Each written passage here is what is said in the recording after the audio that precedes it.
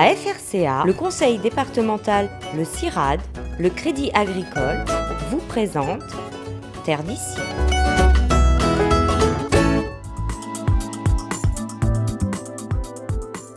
Une belle étendue verdoyante qui s'étale sur toute la parcelle. Non, nous ne sommes pas dans les pâturages de la plaine des Cafres, mais sur les hauteurs de Saint-Leu, à Maduran plus exactement, où Thierry Silosia cultive des oignons.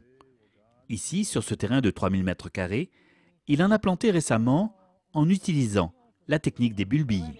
Aujourd'hui, par rapport aux problématiques liées à l'enherbement, comme le cycle de l'oignon en semis, c'est de 5 mois, et en bulbille, c'est de 3 mois, donc m'a privilégié de faire un peu ce que les ancêtres faisaient, c'est-à-dire repiquer les bulbilles de façon en 3 mois on a l'oignon, et ça simplifie un peu la démarche de l'utilisation des herbicides. Donc on a moins de problèmes à gérer.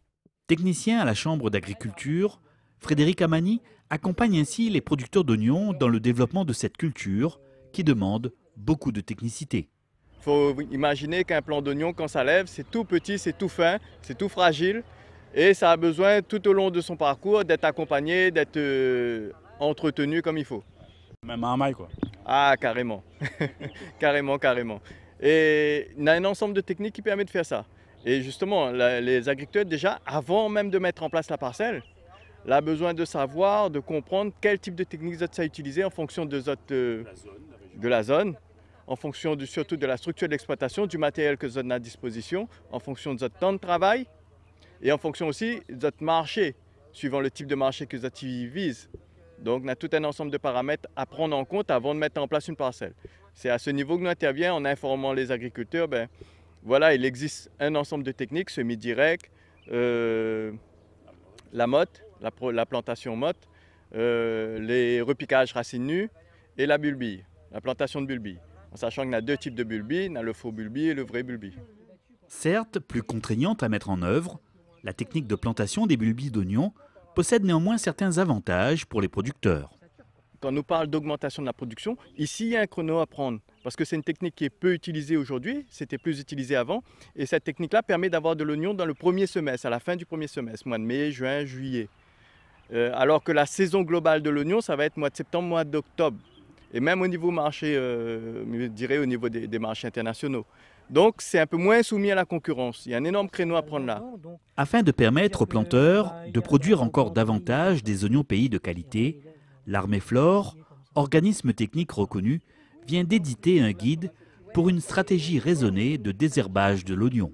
Et aujourd'hui, on déploie ce document-là auprès des techniciens qui iront sur les parcelles des producteurs pour proposer cette fiche, proposer les techniques qu'on y a inscrites et permettre aux producteurs dans les années à venir de monter en puissance sur ces sujets-là, du désherbage de l'oignon, qui soit fait avec des produits phytosanitaires, mais également on accompagnera aussi avec peut-être des nouvelles fiches, des pratiques on va dire alternatives, donc des pratiques d'itinéraire technique classique, du binage, des préparation de parcelles, du faux semis, voilà, un ensemble de techniques alternatives au désherbage, on va dire chimique.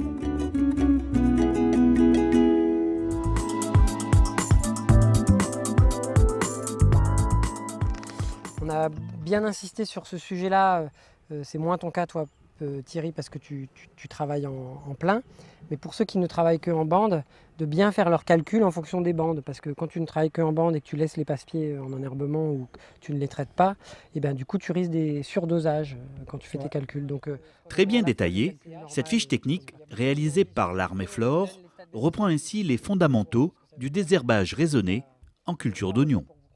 On a repris, donc c'est une convention internationale, c'est ce qu'on appelle les stades BBCH. Chaque stade BBCH, c'est un stade d'une plante. Pour toutes les plantes, il y a ça. Et il y a beaucoup de produits aujourd'hui qui donnent pas forcément le stade de feuilles, mais qui donnent stade BBCH 12. Donc on sait que BBCH 12, c'est 2 feuilles. Et ça permet aux producteurs de savoir qu'est-ce que ça veut dire BBCH. Voilà, c'est un pense-bête, on va dire. Et en fonction des stades, eh bien, on peut ou non y appliquer une stratégie. Hein. C'est pas parce qu'on a écrit qu'à 2 feuilles il faut faire ça que si la parcelle elle est propre, il n'y a pas besoin de... Voilà, le producteur va peut-être avoir une autre façon d'envisager son désherbage, ou de ne pas en faire, d'attendre. Il n'est pas obligé de faire tout ce qu'on a dit, il peut en sauter une étape si c'est propre. C'est à lui de considérer l'état de sa culture. Aujourd'hui, par exemple, sur l'oignon pays, notre méthode de production a changé. On traite vraiment s'il faut. Les herbicides sont faits très tôt, donc il y a 5 mois pour qu'il n'y ait plus de résidus ou quoi que ce soit dedans. Donc logiquement, le consommateur a une sécurité. Agriculteur à la Saline, Maximilien Araille cultive lui aussi des oignons depuis maintenant une dizaine d'années. Et sa nouvelle plantation, qui vient tout juste de lever, fait l'objet de toutes ces attentions. Tout le temps, il y a des changements. Et on essaye de tous les années à améliorer. Là, comme cette année, je prévois d'attaquer les mauvaises herbes dès maintenant, dès le stade dès sorties du sol. Il veut que le nickel, quoi. Pour pas être finalement débordé, quoi. Voilà. Pour pas être débordé après, parce qu'après, il n'y a plus de désherbant, c'est à la main. Donc à la main, c'est très difficile. Oui, tu peux faire. Mais là, on voit quand même que le producteur a déjà appliqué des produits avant le semis. Et on voit bien que, bon après il faut un œil avisé, mais on voit bien quand même que les mauvaises herbes, elles sont pas en pleine santé. Voilà.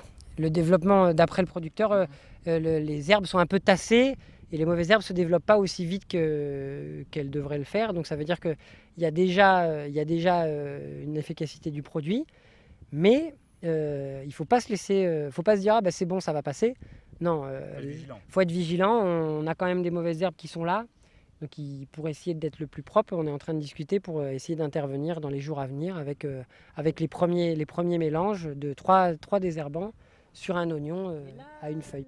Déjà disponible, ce guide de désherbage de l'oignon est un outil indispensable pour les planteurs bien sûr, mais également pour les techniciens qui les accompagnent. Notamment sur l'oignon, le petit guide que l'Armée Flore a fait est très important et vraiment nécessaire du coup, pour mettre à niveau nos producteurs. Ça nous permet, nous, d'avoir un appui aussi de ce qui a pu être fait ailleurs notamment au niveau technique, et du coup qui marche. Donc nous, après, on n'a plus qu'à on va dire, diffuser ces informations aux producteurs et l'assister sur des opérations, notamment de désherbage, qui est le sujet aujourd'hui, sur lesquels il aurait des questions.